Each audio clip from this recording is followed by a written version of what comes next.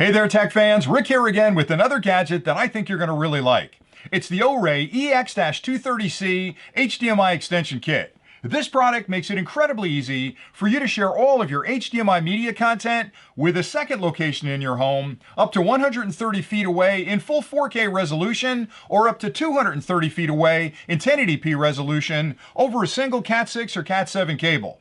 The product also features local loopback functionality, which allows you to enjoy the content at that primary location while you're simultaneously broadcasting it to the remote location.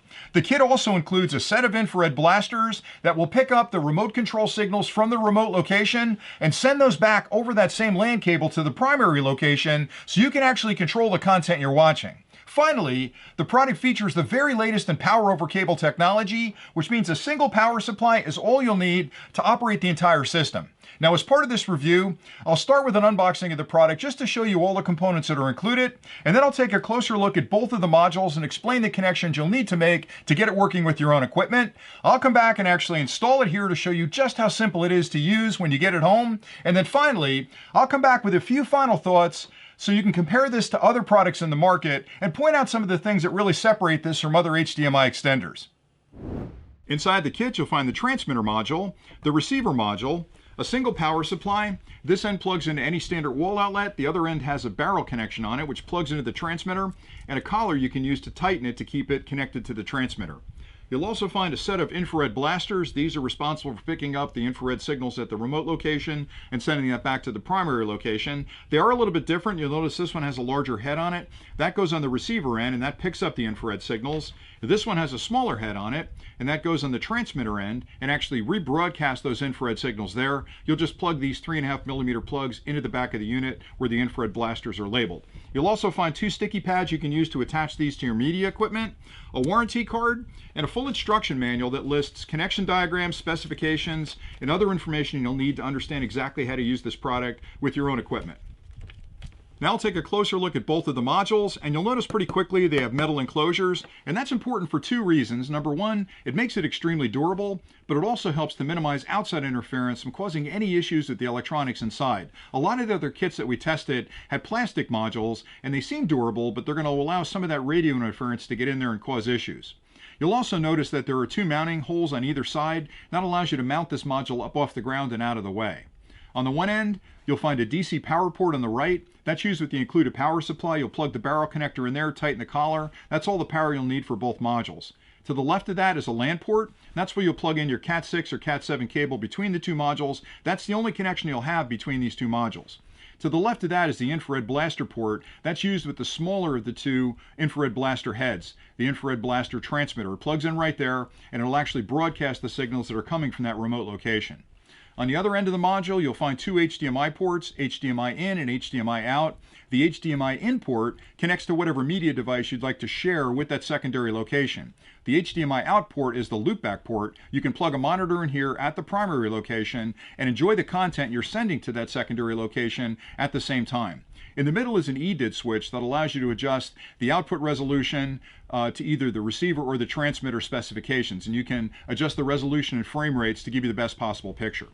On the receiver module, starting on the one end, you'll find an HDMI output port. That's connected to whatever monitor you're using at the remote location. On the other side, you have two connections, the infrared in port, and that's used with the infrared blaster with the larger head. You'll plug it in there and put it someplace where you can see it with the remote control, because that infrared blaster is going to collect those remote control signals and send those back to the primary location. And then finally, here's where your LAN cable plugs in. You'll plug that Cat6 in or Cat7 in between these two modules on those two LAN ports. And again, that's the only connection you'll need to operate the system. Now I'll show you the connections you'll need to make to use this HDMI extender with your own equipment at home.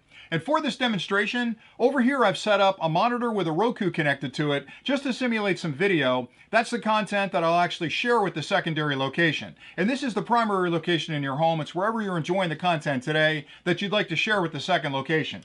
Here I've got a second monitor. This is simulating that upstairs bedroom or downstairs in the rec room. It's wherever you'd like to enjoy that content. I have the transmitter here and the receiver here. Now the first set of connections I'll make are to the transmitter module, and I'll start by disconnecting the Roku from the monitor. Standard HDMI connection here, and that plugs into the HDMI input port on the transmitter. Now once I've made that connection, I can add power if I want to, but I'd like to actually connect up the receiver next. So I've got an HDMI cable right here from the receiver, and I'll connect that up to the HDMI output port on the receiver. It's the only HDMI port here, and I'll plug that in. And now I can add power to both units. I've got the power supply plugged in already, and I'm going to connect that up to the transmitter module. And again, it's a barrel connection, plugs right into the DC input port. I'll tighten that. The minute I connect up power, this unit is starting an internal power and self-test where it's checking all the electronics to make sure they're working okay. When it passes that test, it'll let you know it's ready to go because you'll see an LED come on here. Now I can actually loop it back to this monitor now so I can watch that same content here, and I'll do that next. I've got an extra HDMI cable right here that I'll connect up to the HDMI output port on the transmitter, and I'll connect that back up to my monitor. So now that I've done that, I've actually got the transmitter ready to go to start transmitting video and audio to the secondary location. Now it's going to take a second for it to actually broadcast here, because what it's doing is checking the resolution of my input device, the resolution of the monitor. Now the only connection I'm missing is the LAN connection between the two ports. And again, that's got to be a Cat 6 or a Cat 7. I could use a long cable here, a 230-foot cable, but since I've got limited desk space, I've got a really short LAN cable. And this is a Cat 6 cable. So I'll connect that up to the transmitter. And the minute I connect it to the receiver, what's going to happen is the power required to run this module is going to be sent over this immediately, and this is going to go through a power on self-test where it's checking the electronics to make sure it's working. It's also checking the resolution of the monitor, letting the receiver, or I should say the transmitter, know what that resolution should be so it can make whatever adjustments are needed to give you the best picture. So all that happens in the blink of an eye. It's going to take a couple of seconds. Everything has to resync. It's letting it know, hey, I've got a receiver. Let's connect. Let's talk. What resolution have you got? Let me send that over to you on the receiver end, and boom, there you go. Now it's pretty cool that you can watch it here at the primary location while I'm sharing it with the secondary location. And because you're using infrared blaster kits between the two, that will allow you to basically control it from here and then rebroadcast those infrared remote control signals to the primary location to control that Roku. And by the way, hey look, there's a Drone Valley channel on Roku. Isn't that cool? We set that up last year. So if you want to watch us and you've got a Roku device, search for the Drone Valley channel. I'm going to be posting a ton of videos up there, and that allows you to sit back on your couch and really enjoy watching us on a widescreen TV. Anyway, that's pretty much all I had for this demonstration, but it really is just that simple to get it working. A couple of connections on the receiver end, a couple connections on the transmitter end, and you're broadcasting HDMI content to a remote location. I hope you found that overview helpful, and here are a few things to keep in mind if you're looking for an HDMI extender kit like this one.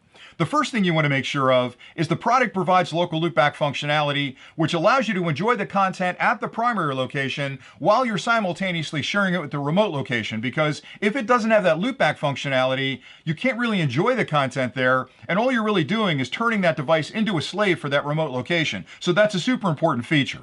Another key thing about the Orei EX-230C is the inclusion of these infrared blasters, which gives you total control over that content from the remote location. If these weren't included with the kit, you would only be able to watch the content at that secondary location from start to finish. You'd have no control over pausing it or fast forward or rewinding it. So the inclusion of the infrared blasters is really critical. And the third, which is kind of a small point, is the power over cable technology, which really simplifies the installation. I know it's not that big a deal because you can use two power supplies, but this eliminates the need for me to go searching for an extra outlet in that remote location to plug in that secondary module. By having the power over cable technology incorporated into the product, I can use one power supply at the primary location, and all the power needed to operate that secondary module is sent over that LAN cable between those two locations. And that was pretty much it for today. So I appreciate you watching. If you have any questions at all, please drop those in the comments below. I'll answer them as quickly as I can. And until next time, stay nerdy.